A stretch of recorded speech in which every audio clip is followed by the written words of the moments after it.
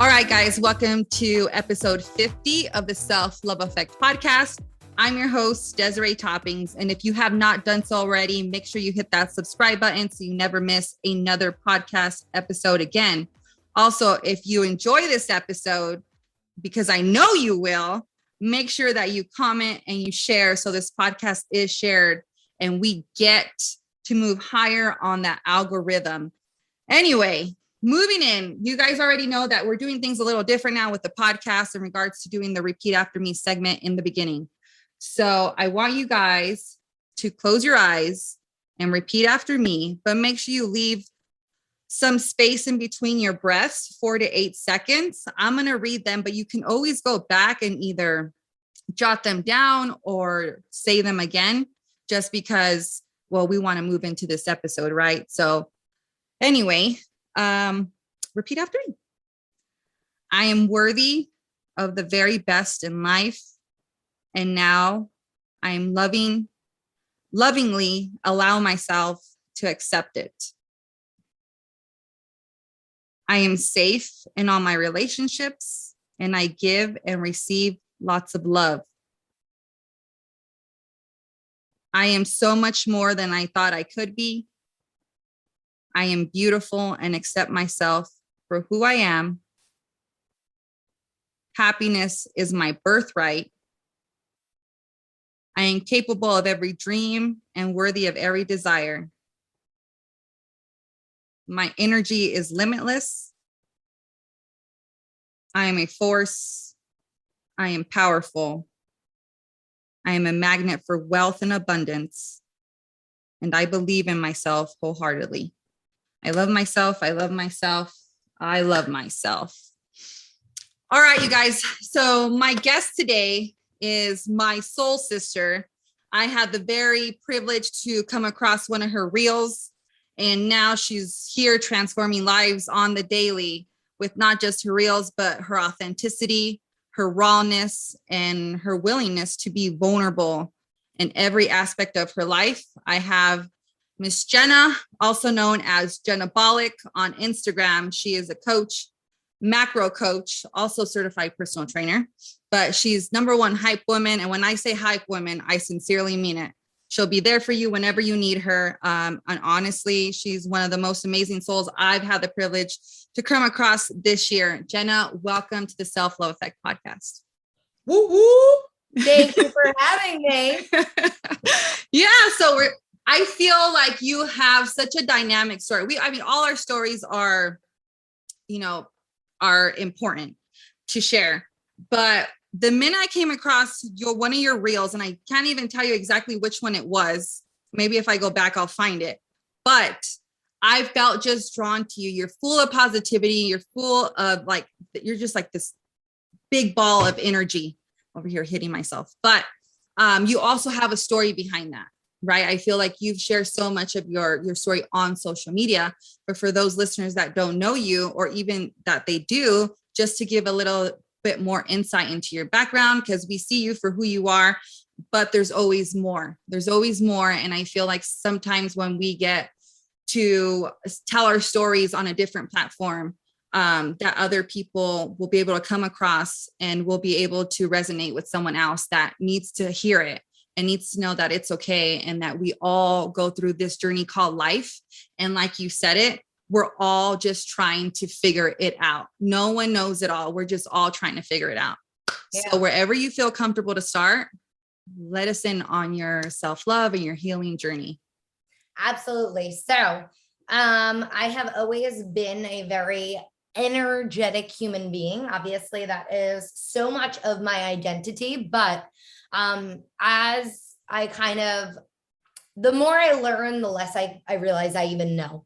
And that is something that I found that at a very young age, was like my own coping mechanism of, kind of things that were occurring. Yeah.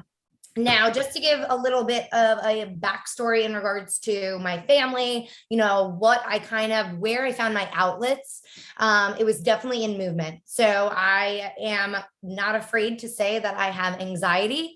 And it's one of those things that, you know, I only was turned on and awoken to the fact that I had anxiety, you know, very recently, you know, even I would say like 6, 8 months ago was the first time that I've been like, oh, wow, I've been, you know, masking that my entire life with, activities. And I find that a lot of people can relate to, you know, being awoken to the fact that, you know, they're not perfect, or, you know, they have things that are, you know, just not really always encouraged to speak on. And, you know, that I think is something that, based on whatever your journey looks like, you know, you come to terms with at whatever phase of life that is applicable to you. Now, just to give you guys a little bit of a backstory in regards to my life, I am the youngest of three.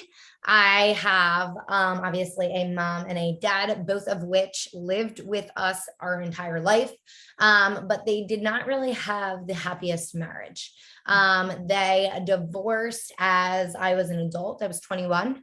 And I was the only adult child still living at home at the time. Both of my siblings were in college.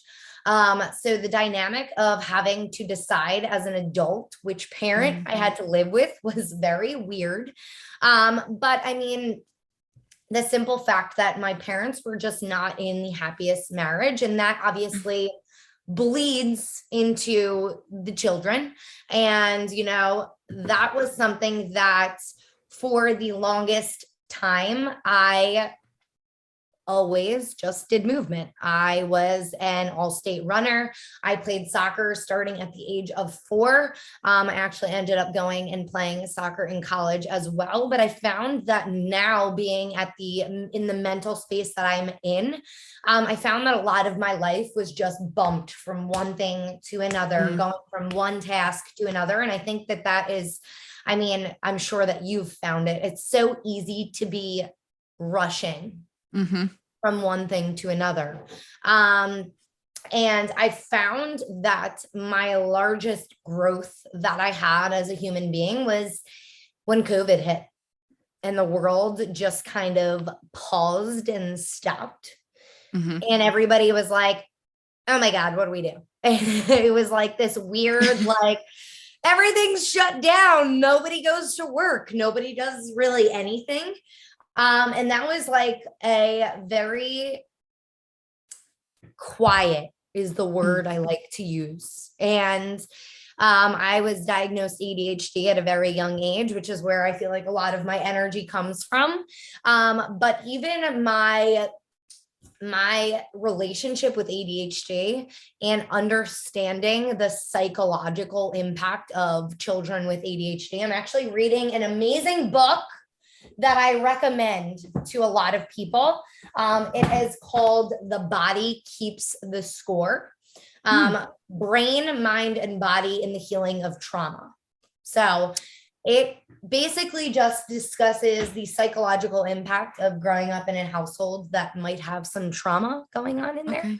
And I found, and I'm more than 3/4 of the way through this book, so I haven't even finished it, but just kind of dissecting the impact of trauma in a child and psychologically how that impacts them. And, you know, through books, I've been finding a lot of reassurance and somewhat validation in regards to how I am as a human being. But I like to openly kind of discuss these things because they're all normal.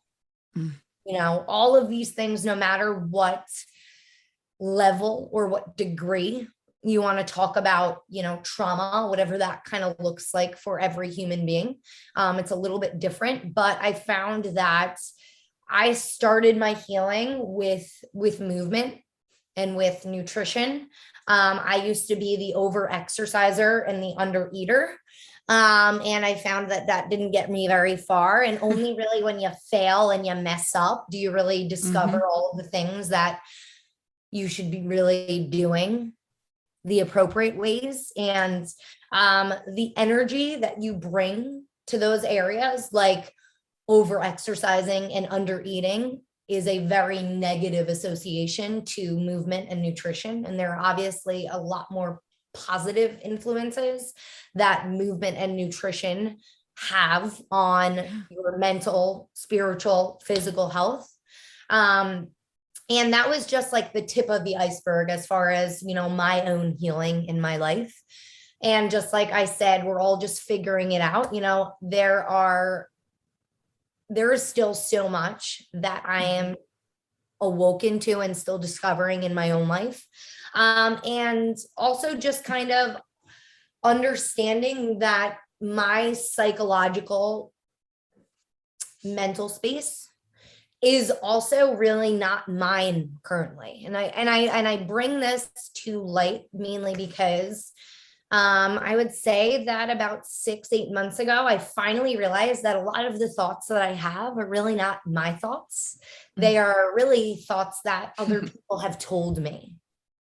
Or, you know, your parents have, you know, gone through their own lives and gone through their own trauma or gone through their own journeys. And because of those journeys, they try and teach you lessons. And, you know, I'm now just awoken to the fact that I can have different opinions and different thoughts than the ones that have been ingrained in me.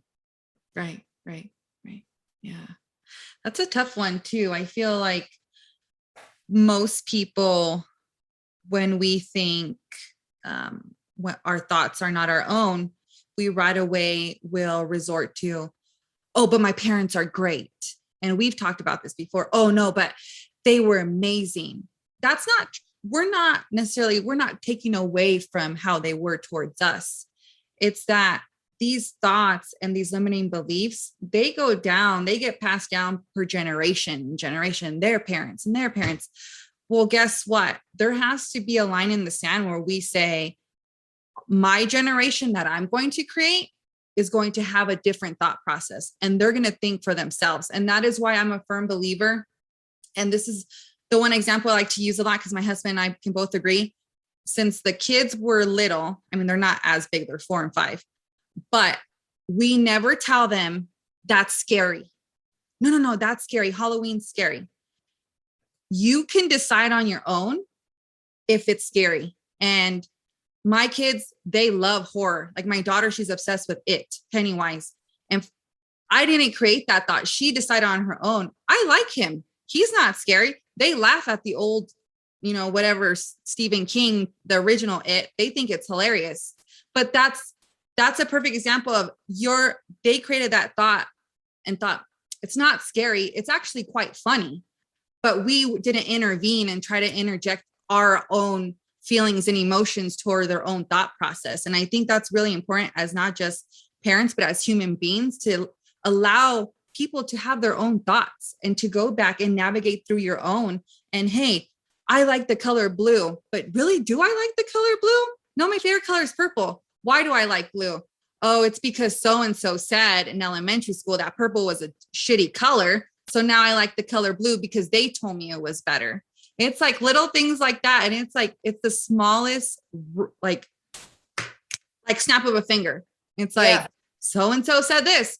Okay, I'm going to run with it. And as adults, you see it all the time, especially, you know, in the world that you're changing lives with fitness and nutrition.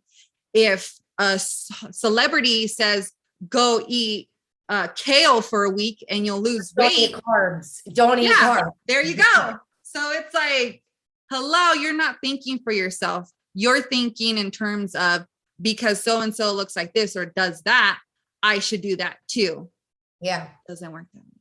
Yeah.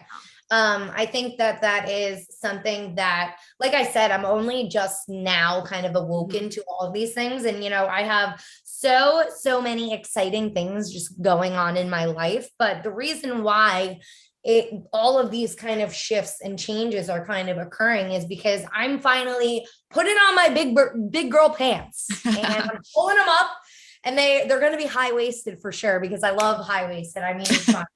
How do you not like high-waisted stuff? But the real reason why I'm kind of pulling up my big girl pants is because, throughout my entire life, I don't really remember a time in which I can confidently say I felt X or I wanted this.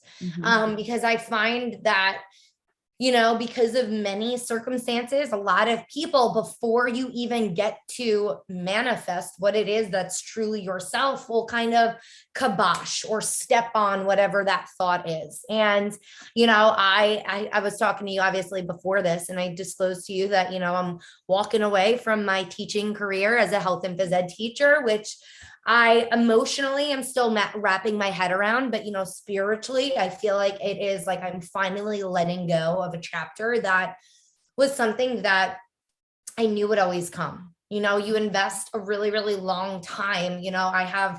I have 6 years of, college. I had my master's plus 30. I'm call me almost Dr. Jenna, which is crazy to say that. That is how much education I have. But it's one of those things that when you invest so much time there, and then, I started my 6th year of teaching here, we're talking about over a decade of my life that I had, slotted to this. And to be honest, I wouldn't change anything for, to switch my journey, because I think that everything does happen for a reason. But, looking back on even my journey as far as going through college and stuff, I never knew what the hell I wanted to do ever. And to be honest, I'll be 30 this year. And if you told me to put it in print or to, tattoo it on my forehead, I would still not even know what to tell you.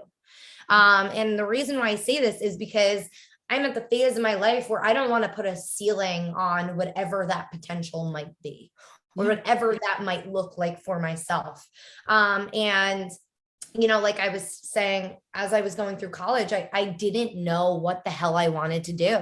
I went to college because everybody told me to go to college. And, I played soccer in college, and, 2 years in my sophomore year, I had to declare something. The only thing I knew I liked was movement. So I declared a phys ed and health major. Like, that was the only class that I liked going to. Like, okay, I'll just be a teacher. And, you come from, everybody kind of saying, oh, be a teacher. They have great hours. They have good health benefits. They have this, they have that. And, all of these things that people kind of project and put on your shoulders, that, to be honest, that's the reason why I haven't walked away from my career until year 6, because those things and those opinions are still sitting on my shoulders. And only until recently did I say, fuck that. I'm not those thoughts. I am not what everybody in my life told me to be. To be honest, they're describing a very specific person. And to be honest, I'm the opposite. I am not the person that just does the safe thing or follows the safe journey. I mean, Desiree, you know me. Does anything about me scream out that I'm safe at all? No, not at all. Not at all. So it's like one of those things that, I feel like for a really, really long time, I've kind of been suppressing my truest potential as a human being. And, I'm not going to lie and sit here and say that I'm not fucking scared, and that I'm not, that this is not new territory. But the truth is that I'm not staying in an area in which I don't feel is beneficial for me. And only until this year have I been able to kind of put on my big girl pants, like, yo, I'm going to be 30. I could walk out this door and get hit by a car. And if you ask me today if I have been living up to my fullest potential and what I would want to be doing if it was my last day on earth, unfortunately, being a teacher is just not that. It's not that. It is not fulfilling me. And it's time that I let that chapter of my life go. And, for a lot of people, whatever that might look like, that is a scary feeling. It is scary letting go of the comfort and the familiarity of what that looked like for me. But I also know that if it's scary, that it's meant to teach us something. So I'm here to chase those lessons. And, just like I dissected my issues with, eating and exercise, I'm only going to figure out what's ideal and optimal for me when I fall on my face and figure it out. Yeah. So like let's keep falling on our faces. Yeah. Yeah. That's what, put a reel up today, and it says, one of the most underrated secrets to success is starting before you're ready. And this also goes to shifting your life, right? Getting out of your comfort zone, seeking what thrills you. And literally, here's why. Because one, you'll never know what you'll never know what you don't know unless you do something about it.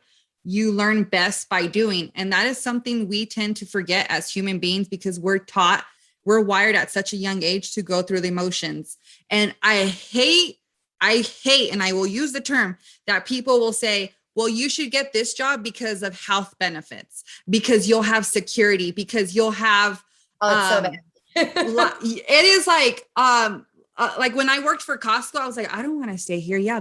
I would hear everybody always saying, oh, the pay is great, health benefits, we have a retirement plan. And I'm thinking, oh God. yeah, but are you happy? Save the money. Just save your own damn monies. Are you happy? And I kid you not, the minute my husband left that place as a manager, and everybody's like, oh my God, you're going to step down. Like, you're going to leave.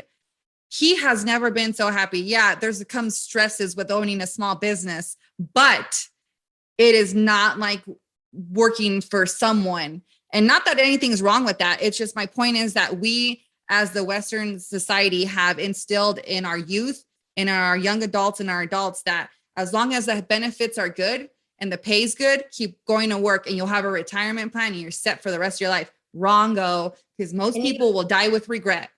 Exactly. And, you know, it's so funny. I posted something on my story today too. And, you know, by the way, all of these factors that they kind of instill in us, like, oh, this is safe. Well, nothing is fucking safe. Stop fucking using that word. You want to know why?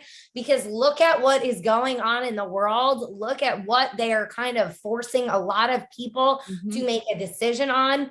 Right. And I will say this now, because I feel confidently, I disagree with a lot of things that are going on. And I feel as though I'm compromising, you know, some of myself by staying there. And it's like, if I feel the need to have to make a choice in regards to my career and my civil rights as a human being, I will die on that hill of fighting for my rights as a human being. Yeah. But, you know, I posted something, and it was something that, you know, it really impacted the mental space that I've been at lately.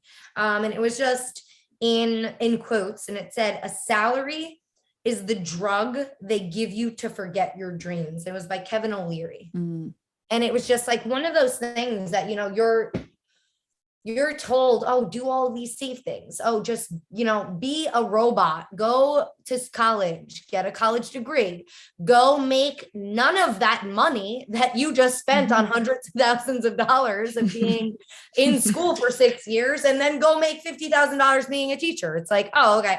How does that equate? Number one, but it's like one of those things that all of these pun words that they kind of buzz around, they're all an illusion of what is the actual reality. They are, and I say they, but you know, they're kind of just trying to force people into systems, and they are not really kind of promoting the critical thinking aspect that a lot of people I find right now are just, they're not as confident standing on their opinion, because it might be atypical, or it might not be the majority.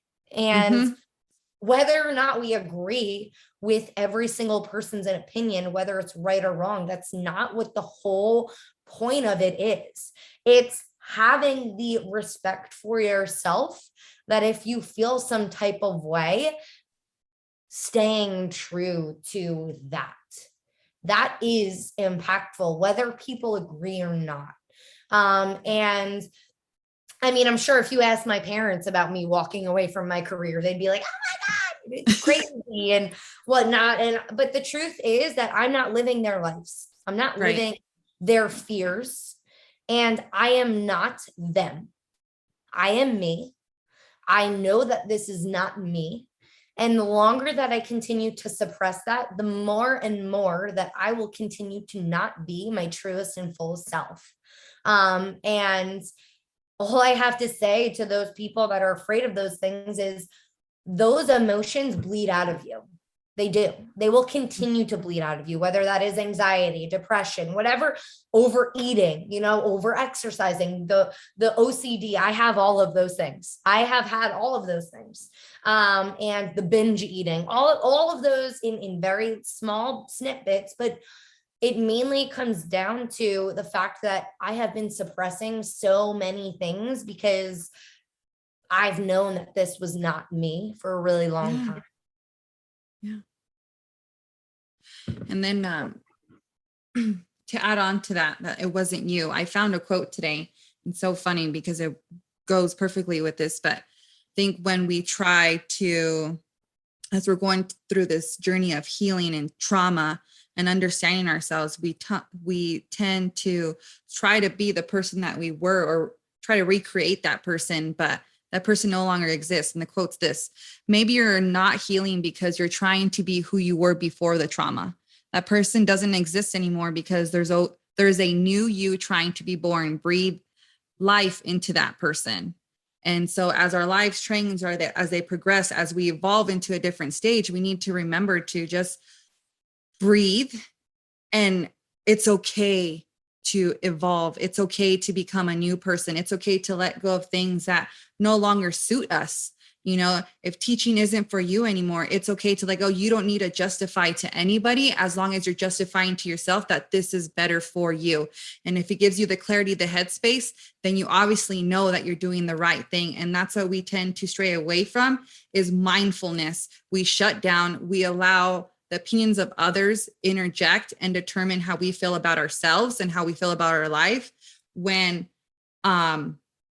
being mindful and self-aware is so much more important. And it's not this woohoo shit that people try to say, oh yeah, it doesn't exist, I can't even meditate. Well, the whole point of meditation is not to sit there blank-minded and not feel any thoughts. It's to let those thoughts absorb them and understand them and seek where they're coming from, and then kind of like slide them out of the way and, just come into like this, like new you as you're allow this new you to transform. But because I'm obsessed with this, I don't know if, have you read this 10% Happier? No, I haven't. It's good. It's by Dan Harris, and it's all about mindfulness and meditation. And it's actually made meditation a lot easier. Because I would be the person that would sit there and be like, okay, I gotta go pee, I gotta get jittery. Oh, and my now gosh. I'm just like, I have a couple of suggestions too with that. And just in general, like I was discussing at the beginning of this, like talking about my anxiety and all these things, one of the first things that I did was yoga. I really, really love yoga. I have always really, really wanted to do it. But again, it was like one of those things that I'm really not as flexible as I should be. And because of that, I know that that's my weakness. And we all kind of avoid getting to our weaknesses, right? For extended periods of time until we address that elephant in the room, which is, yoga was my huge, huge weakness. But what I have found in regards to meditation and being mindful is that was a place that I first discovered being mindful was yoga. That was the first area in my life in which I was able to stop, touch myself. And I mean that in the most like appropriate ways, but like put my hand on my heart and my belly and feel myself breathe, feel myself, being alive. Now, just a couple of suggestions because I still find it very challenging to meditate. And this was a suggestion from my therapist, who I am absolutely obsessed with. She is amazing. And I've been going for, months now. I mean, probably, not a year yet, but I cannot suggest going to therapy more. So if anybody is, somewhat hesitant, just fucking do it already. Rip the Band-Aid off, go there. It's going to be weird, just like your first day in the gym if you haven't been in the gym in 8 months. But the whole thing is, if it's weird, well, that's because there is an underlying issue that we are not addressing. Address that issue, address the elephant in the room. But like I said, I still have issues meditating because I am, so many thoughts constantly, so many, things going through my head. And I've actually been recently doing more so like walking meditation, which literally you can, and it could be, and I know this is going to sound crazy, but like they also have ones like driving meditation. They have all these different types where you're kind of still actively doing something, which hopefully will distract you from some of your thoughts. And that way you can kind of really, connect with your body, because I found that this being still was so not part of my identity yet, which again, I am still working on retraining my identity, because it's one of those things that, like we discussed, like you've been trained to have all of these rushing feelings, that's not normal. You're supposed to have stillness. You're supposed to have it, moments of quiet where you can hear, the birds chirping. And that's something that I still struggle with, but the movement aspect where I can feel a little bit more safe, kind of gives me the ability to, focus on my breathing instead of having a bajillion thoughts running through my head. Yeah. Yeah. There's a shower one that I like to do. It's like 5 minutes long. And, you go in the shower and, it's warm. You put warm, hot water, whatever's going to make you comfy. And you're just sitting there and you're feeling it trickle, whatever you're focusing on the streams of water as it's moving down your body or your breath. And then all of a sudden, like 2 minutes in, you're switching the water to ice cold. But the whole concept and idea is that you're focusing on your breath so you don't like freak out. And so you're being one with just your breath and nothing else. You're focusing solely on that. And that has been really the one that's helped me the most, because I'm able just to like, instead of like, oh, it's cold and wanting to get out, like I'm the same breath and the same like position I'm in. I don't even flinch. I don't even move, but it's just mindful, allowing that, awareness to really sink in and to be like one with myself at the moment. And I'm in control, not somebody else. I am in control, not my ego, not this inner critic that constantly wants to fight against what I want to pursue or how I want to be.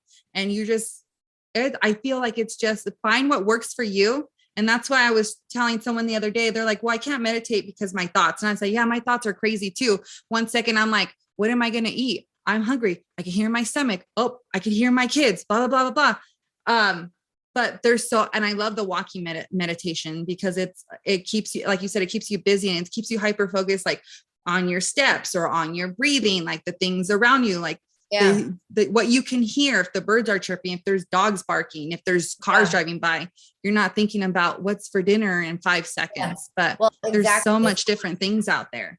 Yeah. And I guess the whole point is like, it kind of always comes back to making sure that we're kind of coming at it with the right mental space. And what I mean by this is it's no different with movement. It's no different with nutrition. If you're having a negative association with this, it will always ever be something, it will only ever be something negative.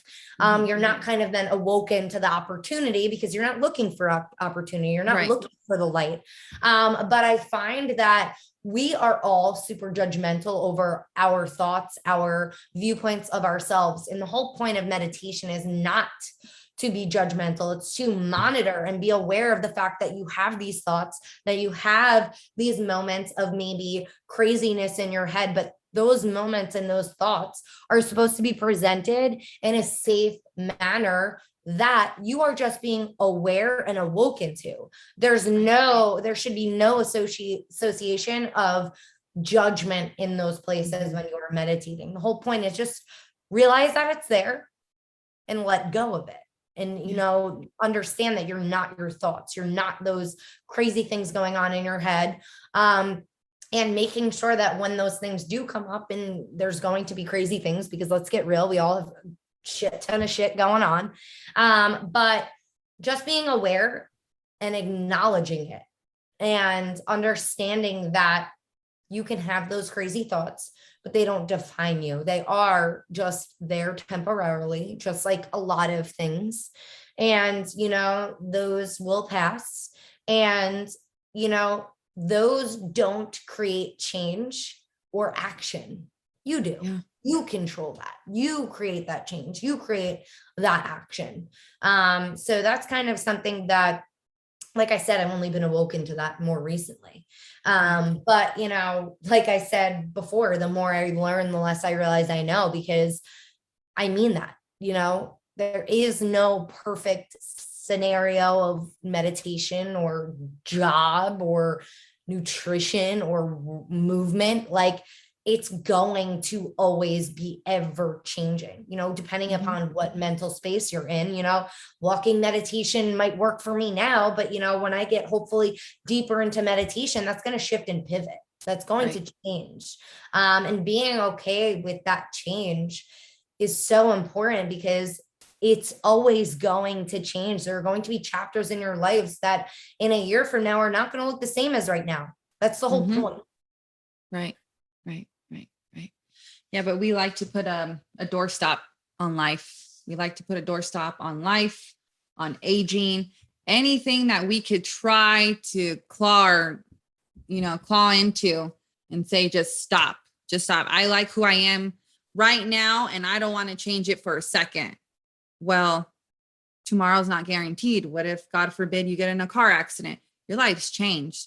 We're constantly trying to predict, trying to change the past, trying to live in the future. And everybody forgets, well, not everybody, but a certain amount of us forget to live in the now, in this present state, and really absorb and be grateful for everything that's going on, and being okay with how our life is now, knowing that we have the choice to make it better. We could choose to transform our life as it is at this given second, if we're willing to put in the work.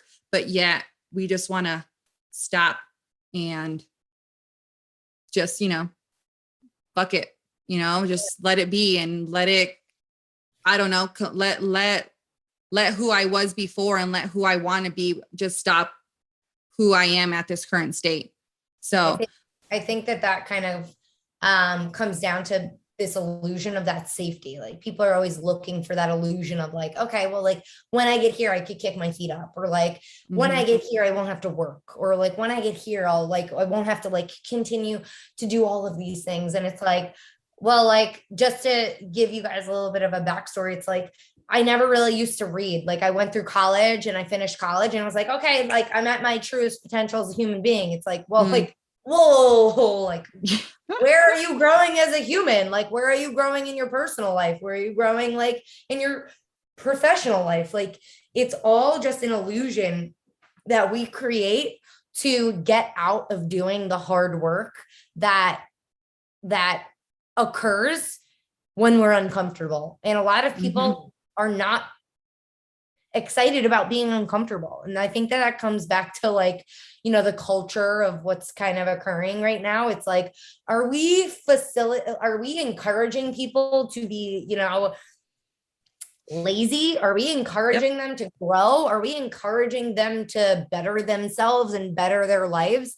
Or are we encouraging them to sit on the couch? Like, what are we kind of commending? And I think that that's something that, based on, who you surround yourself with, I think that looks very, very polar opposite with a lot of people right now. And, I didn't know a tremendous amount of people that were reading books, but like, you walk by and you see like every single person glued to their phone, so much so that they're walking across the street and they're going to get hit by a car. It's like, what are we promoting? Are we promoting, being so unself-sufficient away from our devices? Or are we promoting the fact that, those devices are supposed to be tools to, benefit our lives? And are they really truly being beneficial? And are they creating growth, or are they facilitating, a very, people being very dependent on them? And that's something that I, the culture that we surround ourselves with. It's more so, hey, do the hard things, like chase those hard things, because in those hard things is where the real growth is. And if, you're in the exact same spot next year at this time, like, what are we doing? What are we doing? Yeah. And that's what we were talking about prior to that. As society changes, and I think back to when my parents when I was a young child, I saw my parents work hard. I mean, my dad, for having a small business that he's had for 23 years now. I mean, where's the blood, sweat, and tears nowadays? I mean, you literally, the way the world's going is, let's continue to give free, free, free. Just like I said earlier, let's continue to give the dog his snacks, the kid the candy, and they'll shut up. But in reality, we have access to more than just our phones. We have access to county libraries. We have access to, if you say you can't grab up, you can't afford a book. Okay, go get a library card. It's still free. You literally, unless you have past due charges, then yeah, you got to pay. Unless you stole a book. Yeah. But it's like, come on, we neglect knowledge. We think that knowledge has to be handed to us, or we got to go through this like whole inspirational course and this seminar, when in reality, you pick up a book, you read it, and you learn so much more. And reading, knowledge doesn't stop the minute you stop high school, the minute you stop your education, college. Everything I learned in college, I learned a lot and about the criminal justice system, and it was great. But I've gotten more out of books, more knowledge out of books. I've learned about myself, learned about the world, because I've taken the time to read. And I wish the one thing I would have done after college is continue my love for reading, because it's taken me some months to get back into it, where I'm like not falling asleep 10 minutes in. But the point is that if we put all that effort we put into scrolling on Instagram, on Facebook, sending evil tweets, sending evil comments, trolling other people, we would be so much happier human beings within ourselves and with everybody else around us. They don't even have to be in our inner circle to want to like spread this joy and positivity, but everybody rather just be consumed on their phones and and not unplug. And that's the problem, that we're not unplugging. The minute the alarm goes off, who liked my stuff today? Oh my gosh, blah, blah, so-and-so. It's like, so-and-so did this. We don't unplug. And that's what I tried to, like, people are like, oh, how do you do it? Like, how do you have time? I said, you have to make time for the things that matter, but unplug from your device, unplug from the news. If you still turn on television news, unplug from it. Bless your soul. Cause I'm not time for any of that. But plug into, and like, people are like, well, I don't like to read. Okay. There's audio books. You listen to music on Spotify. You can listen to music on Audible, on books on Audible. Yeah. If you don't like meditation, do journaling. You don't like journaling? Well, just sit there and talk to yourself in the mirror for 5 minutes. Do something that's going to better your life. So honestly, this is just something that, I try and talk about on my stories all the time, but it's like, yo, you guys / me, I'm talking to my old version of myself / the teacher. But it's like, you go to school from 9 to 4, like 8 to 4. And it's like that entire time you're filling up somebody else's cup. You go to a career, you're giving them how many hours out of your day? Where is the you time? Where is the be a better human time? You give them all of your time throughout the day. It's like, and then you get home and you feel so sorry for yourself because you just worked so much. It's like that you just put your feet up, or it's like, where is the personal growth and development that you're doing outside of those hours? Because that's when the real work starts. It's like, you're not doing anything for yourself showing up at your career.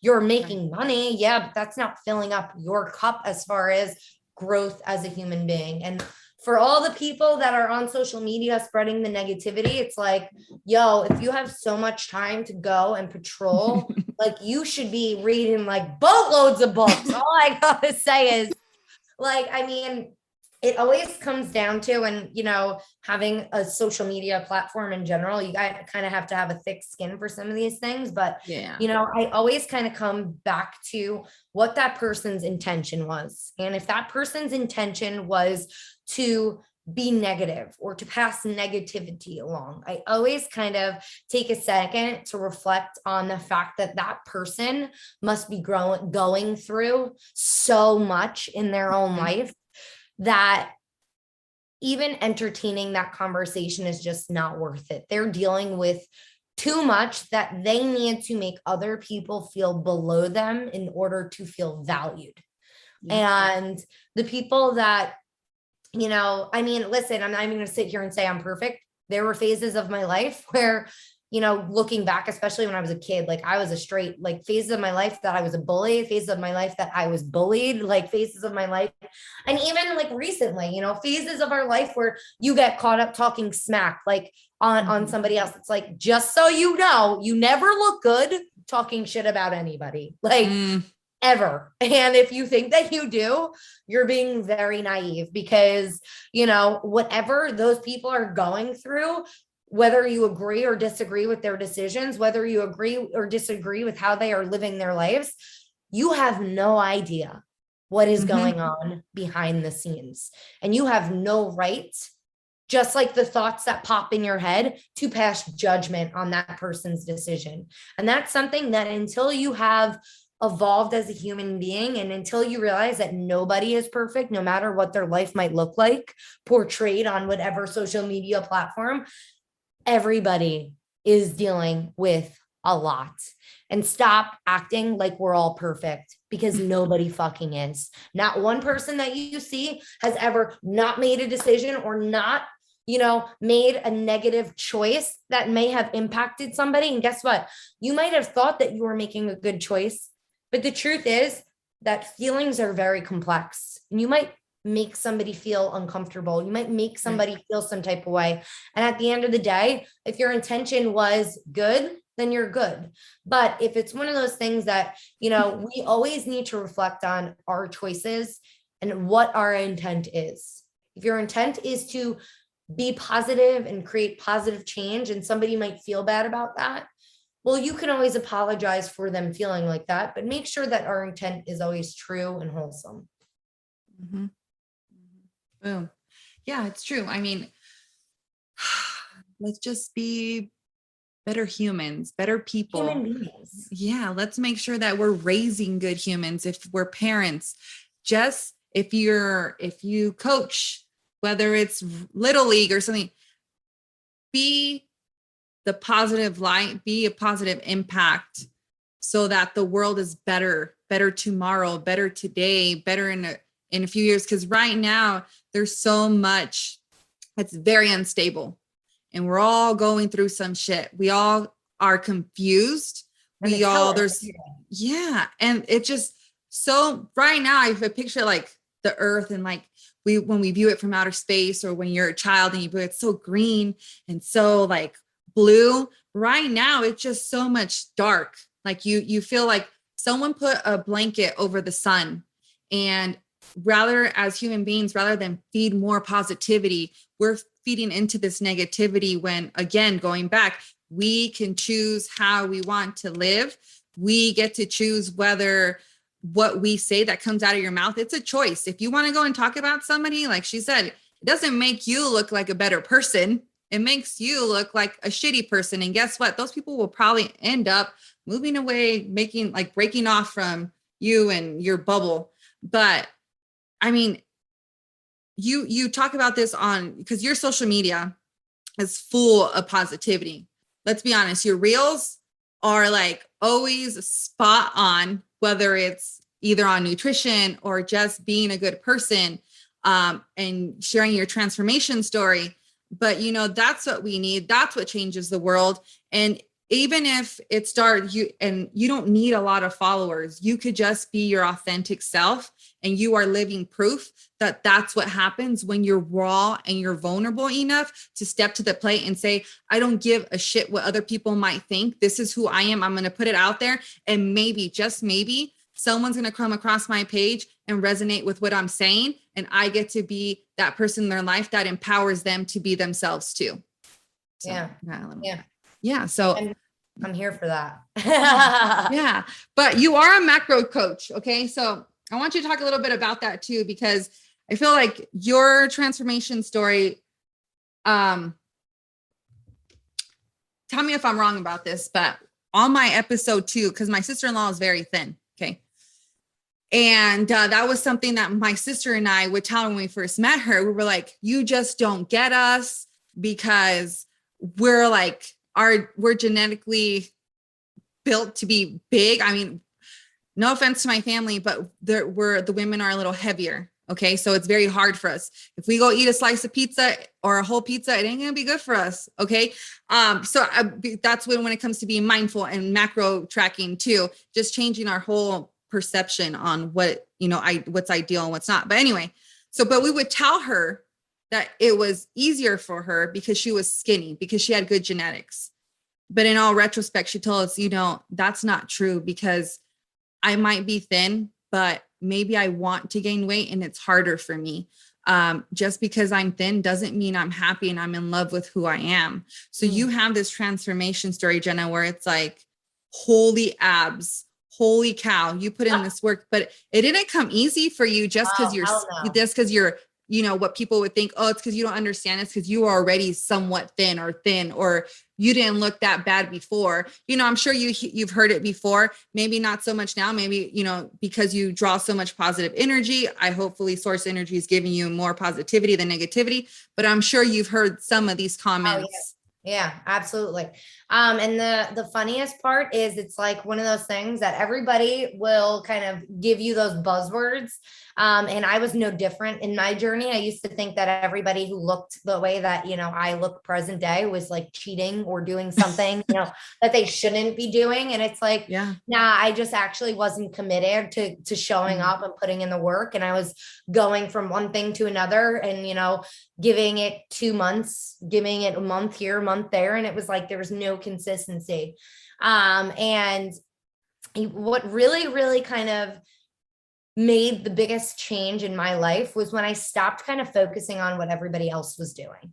I stopped trying to figure out what exercises Joe Schmo was doing and figure out what Joe Schmo was eating, because I needed to take all of that energy and focus it in on what the fuck I was doing and what the fuck I was doing to create that change. And as far as my own issues with my weight and stuff like that, to be honest, I didn't hit 100 pounds until I was a senior in high school. And I have no problem disclosing the fact that I did not get my period until I was like almost 16 years old, because I was super, super, super low as far as weight. And I was bullied to the T because I did not have anything as far as boobs go, like nip central. And like, I'm back to nip central because I'm like rocking the like pec aspect. Like, let's go. Me too. Me too. You know it. Rock it. And you know what? I'm here for it. You want to know why? Because that is something I used to be so self-conscious about and so insecure about. And boobs don't make you look feminine. They don't. You make yourself look however you want to look. Yep. You make yourself feel however you want to feel. And I'm embracing that now. Now, as far as my fitness journey and my macro journey, there were bouts of time where I was super, super low in weight and super, super higher in weight. And that, I weigh around like 120, 125 pounds now. And there were times in which I was up to 130 and times in which I was down to 105. And 105 was really not healthy. I'm 5'4", and I am, even being 122, I'm very, very thin. Now I have muscle on me, but there were phases of my life and my journey where I was not really able / didn't really have a big appetite to eat. And I was super, super low in weight. So I have almost both areas as far as difficulty with gaining weight, as well as some areas in which I was a little bit higher in weight, and it definitely did not look the way it looks right now. But all I have to say is that if you are so focused on what everybody else is doing, you are just projecting all of the things that you kind of need to be addressing in your own life. And you need to start taking that focus off of commenting on somebody's dream body picture, taking all of that energy to really dissect if you're doing everything the way that you need to be doing. And if really you have committed to that for, 6, 8 months, a year, like we're not talking about a 6-week thing that you're going to get the results that you want. We're talking about 8 months of really, really dissecting your movement, dissecting your nutrition, and making sure, especially, that we're coming from a place of positivity, because My macro journey started with, I hated my body. I wanted a different one. I was focused on what everybody else was doing. I hated my body. I wanted a different one. I was focused on what everybody else was doing. I had screenshots of this girl on my background on my phone to motivate me to do something. And the truth is that there's not always going to be motivation. You need to be disciplined and committed to being the best version of yourself. And that means on the good days and the bad days. And of course, making sure that we're coming from an area of fueling our bodies, because you don't earn calories because you exercised, and you don't earn calories because you went on a walk. Like, you earn calories because you are a human living being. You are an existing creature. In order to breathe, sleep, regulate your body, you need to eat calories. And if it's anywhere in the 1,000-calorie mark, it ain't healthy. Run from that. If anybody is telling you to eat anywhere near 1,000 calories and you're exercising, get the fuck away from that. And that was like, I call her the old Jenna. That was the old Jenna, or the binging Jenna, where Monday through Thursday, she would eat 1,000 calories. And then Thursday through Sunday, she would eat like 3,000 calories.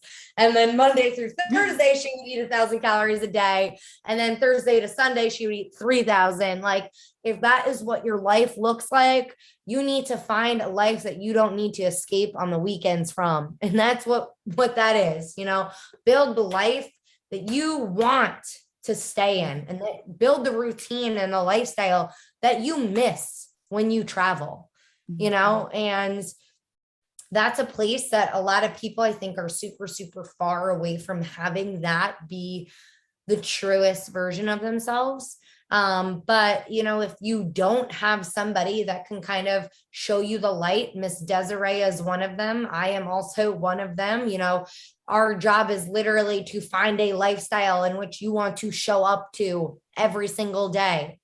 And if you feel like you need to escape from that, no matter what that looks like, as far as fitness, nutrition, your job, we need to come back to the drawing board and focus on what life is about, and finding one that you want to show up for every day, even on the hard days.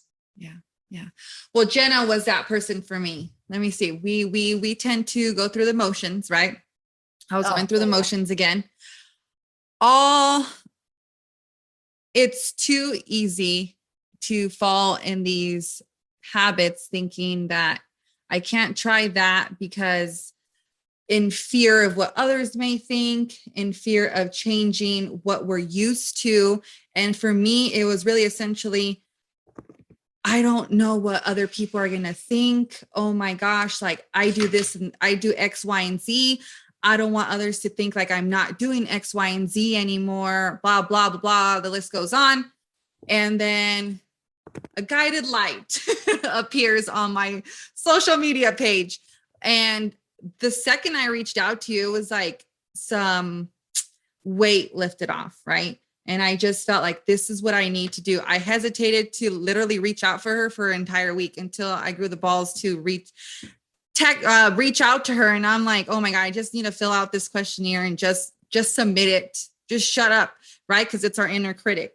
And honestly, I thought macros is going to be a hellhole because I was already limiting myself to food. I can't eat this. I really like tortillas. It's part of my culture. I can't eat it. I can't enjoy life. I really don't want to go to Disneyland because I can't eat that. And then you walk in 3 weeks. I was already 3 weeks with you. And then it was like, hey, I'm going to Disneyland with the kids. We're going as our vacation. And it was like, you reminded me of something, that this is a lifestyle, not a 6-week diet, not something that's you're limiting yourself to, but it's okay to be human. And you preach something, you preach the 5%, and you can explain it to them. But that has stuck with me because it's like, for so long, I was trying to limit my nutrition chart into this.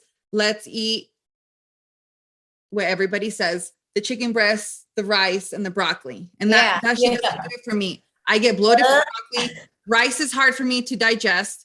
So I was just so scared, but it takes somebody and it takes courage too, to reach out for help when you need it, no matter who you are. And I'm so glad I did, because I honestly, when I say you changed my life and you've helped me, yeah, it was, for me, it seems like such a big portion, because I was drowning in my own self-pity again. And that's hard to pull yourself out. Sometimes you've been there too many times where it's like, shit, I'm having urges again. If I do this, if I get back into who I was to Des prior, it's not going to be good for my kids. It's not going to be good for my husband. It's not going to be good for anybody, right? Most importantly, it's not going to be good for me. But you find somebody and you're one of those people and you don't even know. Like, I thank you every single day that you allowed me to be on Team Genabolic, because it was that the summer was life-changing and it saved me. And now I can wake up every morning and I'm back and doing my meditations, my routine. And it just feels like that hole that was starting to stretch apart is like zapped and it's closed again.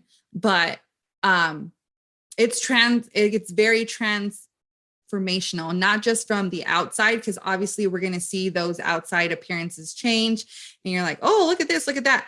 But it's internal that changes, and that just that awareness that, hey, don't stop limiting your life and doing things with the ones you love, or doing things on your own. That if you want to go skydiving for the day. If you want to go eat a buffet for the day, you don't stop living your life. Yeah. And I kind of talk about these things passionately, and, I know that you say that I impacted your life, but, I feel the exact same, vice versa.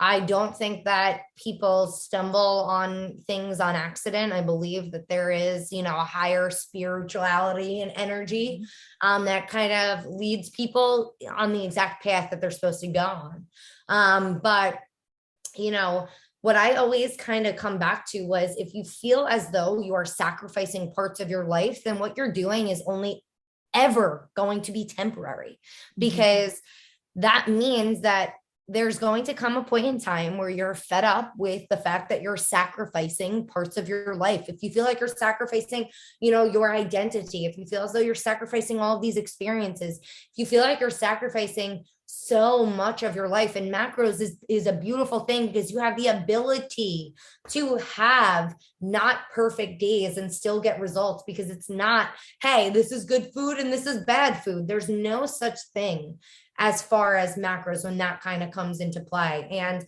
that was one of the biggest mental aspects that I liked the most about macros, because as long as we're covering our bases nutritionally, I could have a cookie if I wanted. And having the cookie on other types of diets when carbs were not good, or, fats were not good, or sugar was not good, I would feel guilty about it. And that mental battle was just way too much for me to continue to fight.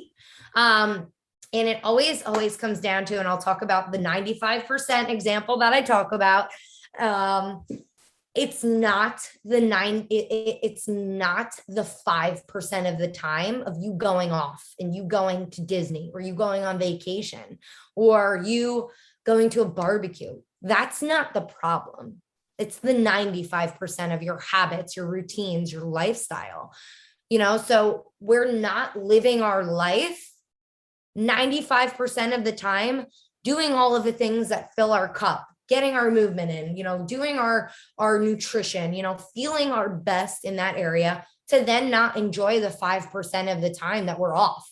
Have the ice cream, have the things. And it's building a life, which, like I say, continuously over and over again, that you don't want an escape from, that you enjoy it 95% of the time. So that 5% of the time is a treat.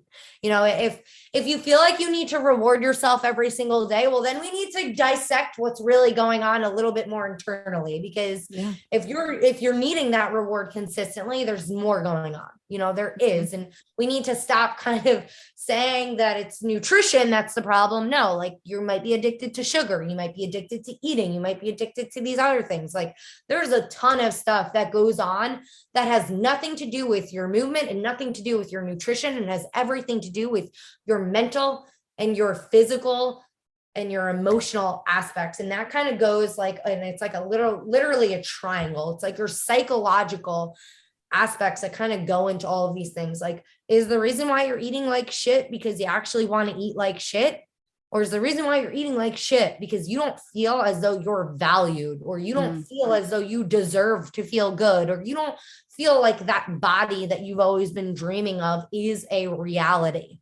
And bringing light to those things, because it's not just as simple as, hey, did you eat and did you get your movement in? Like, there is a tremendous amount of psychology and self-love that goes into this. And until you've been there, until maybe you have second guessed yourself or your journey or your whatever, until you have been in a deep, dark place, we all know what that deep, dark place is. You don't really understand that it's not as simple as, hey, Desiree, you go hit your macros and you get your 30 minutes of movement in. Because if you're self-loathing by eating a sleeve of Oreo cookies every single night, that has nothing to do with your nutrition. You don't need to be a nutritionist to comprehend what is good for your body and what is bad for your body. Why are we choosing the things that are not good for our body? That's where we need to start. Mm-hmm. Mm-hmm. And if you truly love yourself, you will develop the self-discipline to get done whatever it is you need to get done and create the life you want, because that is real self-love.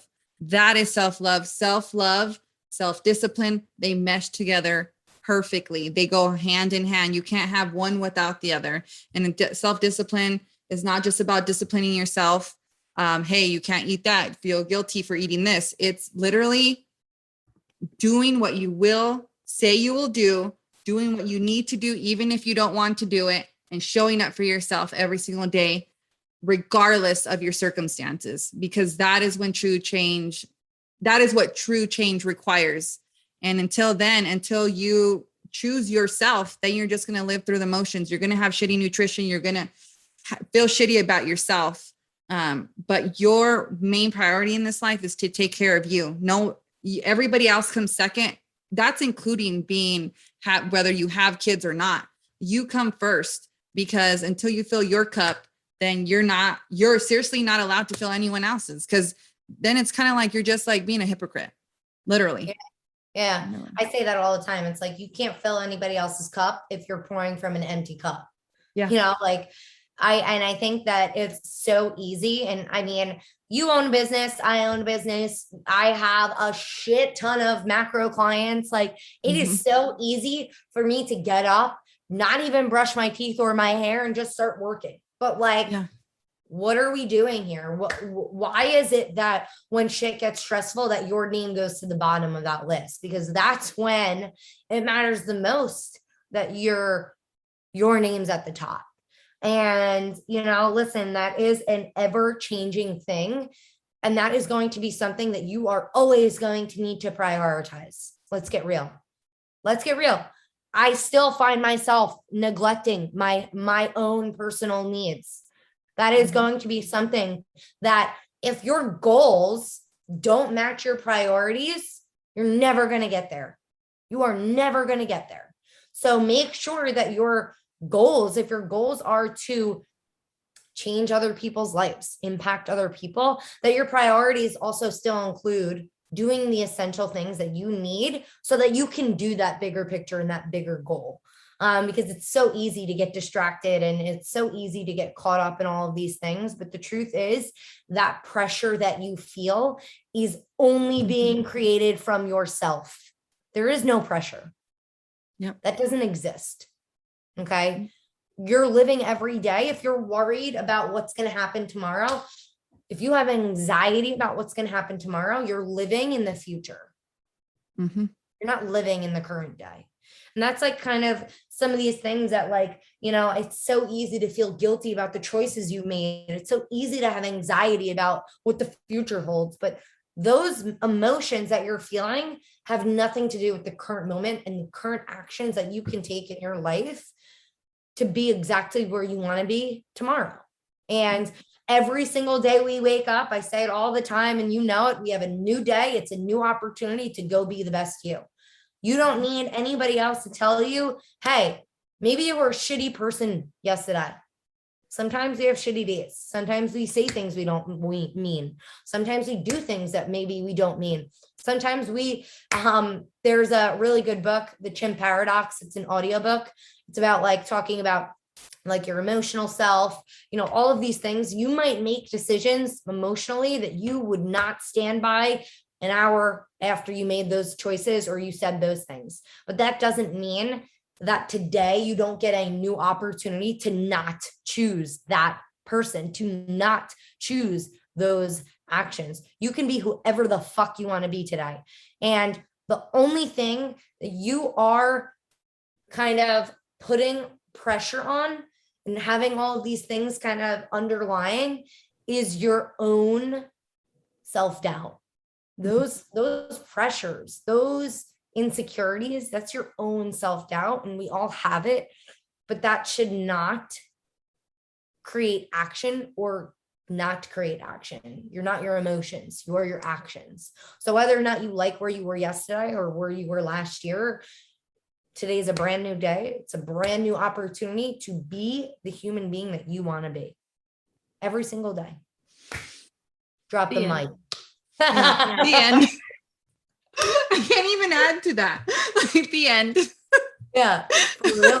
No, but is there anything else that you would like to share?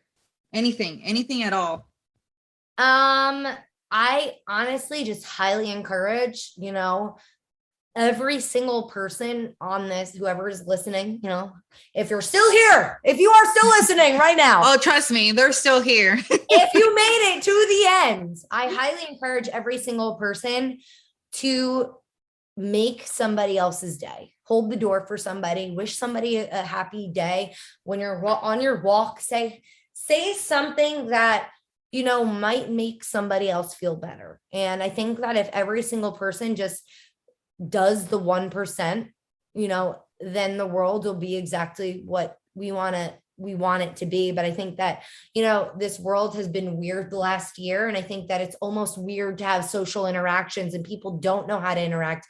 They don't know how to be positive and be open to having conversations with human beings. So I encourage every single person to impact somebody's day positively. Okay. And that's just something that, let's just say that some days it's challenging for me to even do that, because maybe I'm having a crappy day, but it is so much more rewarding feeling like, ooh, you feel good after you do those things. There's a reason why you feel good, and you shouldn't do them because you want to feel good. You should do them for the bigger purpose, which is go the extra mile, be that human being that, bleeds into other people's lives and just lets every single other human being that they interact with, lets them know that there is light, there is positive energy coming. And, I know that it's been a scary, crazy world, but the truth is that there are better days ahead. And the only way to start to create that is to manifest it every single day. And if you put positive energy out into the universe, positive energy will come and reward you. So, go the extra mile, do that extra thing, and be that light, because the world needs more light. Mm-hmm. Yeah. Amen. Right? Amen. Amen. I asked this to everybody. I might catch you off guard, but literally, I think it's like the easiest question. Not the easiest. It's very simple. What is a quote or affirmation you have on your heart, or that's your favorite that you would like to share with the listeners? Ooh, this is a good one. I mean, I really like the one I say about every day is a brand new day. It's a new opportunity to go be the best you, because that is kind of, how I make sure that I'm starting my day fresh. Yeah.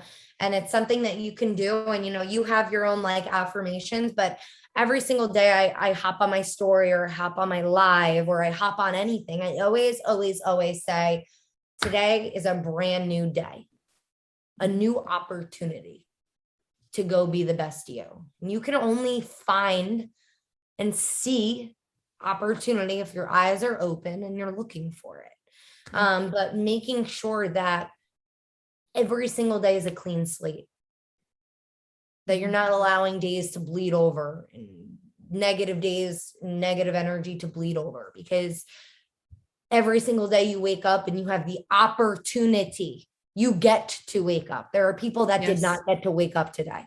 There are people that, you know, we complain sometimes about going to the gym. It's like, oh my God, I have to go to the gym. No, you get to go to the gym. Stop saying that. We need to change how we are speaking. You don't have to do anything. You don't have to go to the grocery store. You get to go to the grocery store. You get to go to the gym. You get to wake up. That's an opportunity that a lot of people have not gotten today, that a lot of people wish that they had.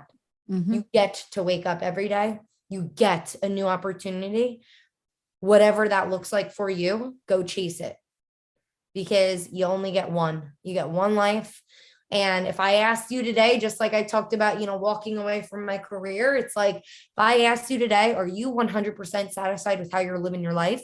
You answer the slightest bit with a no, and whatever that looks like, you need to start manifesting, because tomorrow's not guaranteed. And it's way too short to be not being true to the best version of yourself. And the version of me that might look different for you. But the truth is, it doesn't matter what my best self looks like. It only matters what you create for yourself, and finding that place that is most comfortable for you, and making sure that you have all that energy on yourself, because that's where we need to be focusing our attention on. What are you doing today to make sure that you feel confident when you put your head on that pillow? Yeah, great. Yeah, I like that. So where can they find you? Where can they find you on social media? I know I said your at, but I'll let you, if you have anything else, because I will add all her info in the synopsis like I do everyone. I will add even your website. I'll add it in the synopsis story. Cool beans. So just like Miss Desiree said, you guys can all find me on Instagram at Jennabolic, JENNABOLIC. My website is the exact same, www.jennabolic.com. And as always, I always like to just encourage, if you are ever curious, if you are ever needing anything as far as talking to anybody, obviously Miss Desiree is a great candidate herself.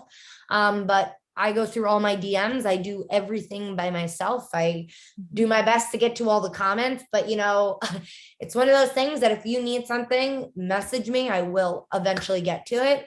And your messages, just like I'm sure Desiree would agree with, they don't go unnoticed. Every single one of them matters. Every single one of them is read, and your story and your side matters as well. So whatever that looks like for you, if you feel the need to shed some light, you know, or you know, get something off your chest, feel free. Yeah. You guys heard it from her. So give her a follow on IG, check out her website. And Jenna, thank you for being such a positive light. Continue to empower others to be the best version of themselves. Continue just to spread that positivity and making the world better than you found it. So I thank you for being a part of the podcast. Thank you everyone for listening, for your continued support. We are off to, hopefully we'll hit 50,000 by the end of the year. That is the goal. That's what's manifested. So together we can make an impact, but I can't do it alone. I get the privilege and honor to sit with you guys, to listen to your stories, to hear what you have to say, but also for you to share your story to the world, and in hopes that it will resonate with someone else, if not someone, a few. And that way it just trickles down like a domino effect. If one person helps another, that person, and we hope, will help another, and then so on and so forth. So anyways, you guys, I'm going to jump off here, talk to Miss Jenna for a second, but we hope you guys have an amazing rest of your week, and continue to make the world better than you found it. So we'll talk to you guys soon. Woo woo. Thank you. And let me drop you guys some discount codes. First on the list, we have Born Primitive. If you haven't done so already, get your hands on their fall collection. Winter collection is just around the corner, but we also have been dropping so much patriotic apparel, and I am in love with it. I just received this week, We the People, and I am excited to wear it and take photos in it.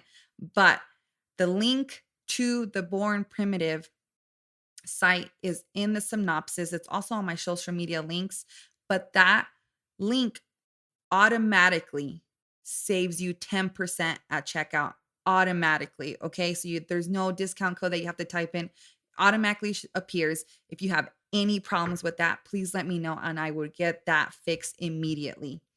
Now, save your hands, stop tearing, get yourself some WodnDone. The best scripts I haven't torn. They've been taking care of my hands for over a year. And I could tell you that I repeatedly use them because they are the best on the market. You could save at checkout using Treasures 10. For those of you who are ready for a lifestyle change, not a short term, not just another diet, you are going to want to be part of Team Self Love Effect on the First Form app. You download the First Form app, you add me as your advisor, and you become a part of this amazing, brilliant, and supportive community. Would love to have you a part of it. It's 100% free. If you have any questions, let me know. But that is the First Form app, and you can add me as your advisor. And if you have any questions at all regarding supplements, please never hesitate to ask.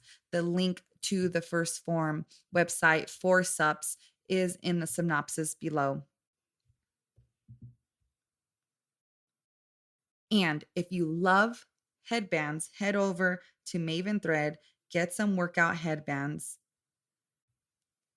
Colorful, they even have different themes throughout the year. You can use Self Love Effect 15 at checkout.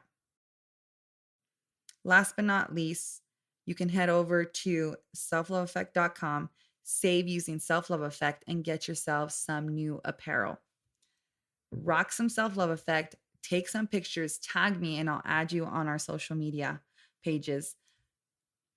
I hope you guys enjoyed this episode. I hope you received I hope you got out of it as much as I was able to put into it, because really it's all about showing up for you guys and inspiring and making the world a better place, but allowing you all to know that I am here for you, and the world is a better place when we're supporting each other and when we uplift one another, because it truly is a domino effect.